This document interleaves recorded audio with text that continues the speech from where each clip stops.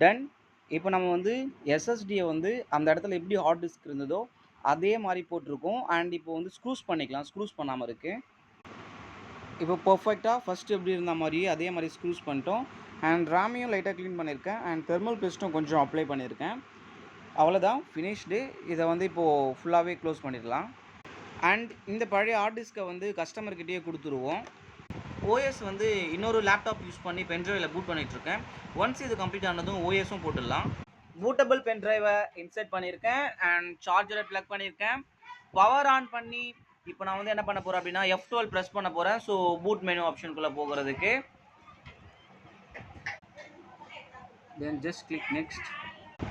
Click install now.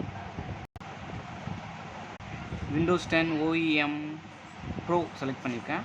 Then click next. accept the terms and click next. Format the SSD.